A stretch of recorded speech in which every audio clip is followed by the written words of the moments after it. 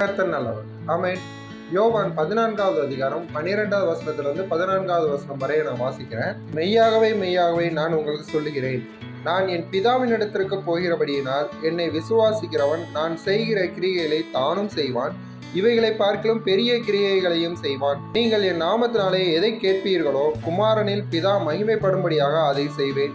என் நாமத்தினாலே நீங்கள் எதை கேட்டாலும் நான் அதை செய்வேன். இந்த சம்பவம் எல்லாருக்கும் தெரியும். இயேசு பரமேறதுக்கு முன்னாடி தம்முடைய சீசர்கள்கிட்ட கூறின அந்த வார்த்தை தான் இது. சுருக்கமா ஒரு காரியம் சொல்லிடுறேன். என் நாமத்தினாலே அப்படின்னு நீங்க கிறிஸ்து சொல்லுகிறார்கள, அதாவது இயேசுவின் நாமத்தினால நீங்க என் பிதாவிடத்துல எதெல்லாம் கேட்கிறீங்களோ அது எல்லாவற்றையும் தேவன் உங்களுக்கு அருள்வார் அப்படிங்கிறதா இங்க எடுத்து காட்டுகிறார். இங்க கிறிஸ்து ஒரே விஷயத்த 2 தடவை உறுதிப்படுத்துகிறார். மெய்யாகவே மெய்யாகவே அப்படின்னு. மெய்யாகவேன்னு சொன்னாலே கிறிஸ்து சொன்ன அந்த வார்த்தையில வல்லமை இருக்கும். இதுல 2 முறை அதை உச்சரிக்கிறார்.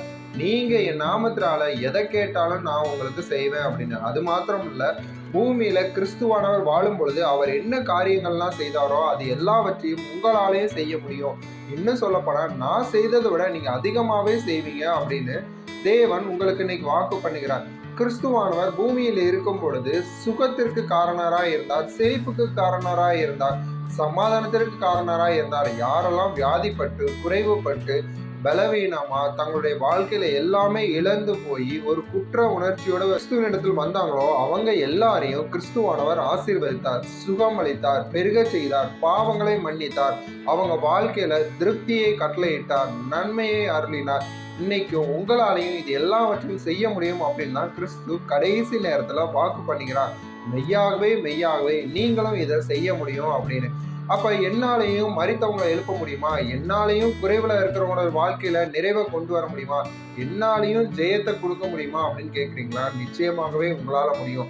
அதை தான் கிறிஸ்துவானவர் இந்த வார்த்தை மூலமாக உங்களுக்கு அருளுகிறார். எதனால? அவருடைய நாமத்தினால.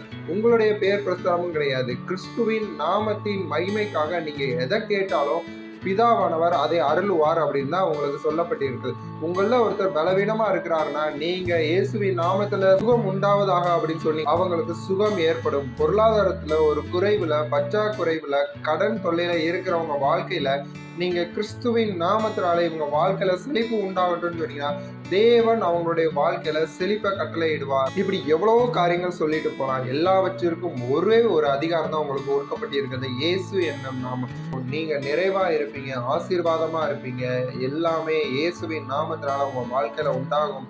இந்த வார்த்தை உங்களுக்கு பிரயோஜனமா இருந்திருக்கும் நான் விசுவாசிக்கிறேன். கர்த்தர் உங்களை ஆசீர்வதிப்பாராக. ஆமென்.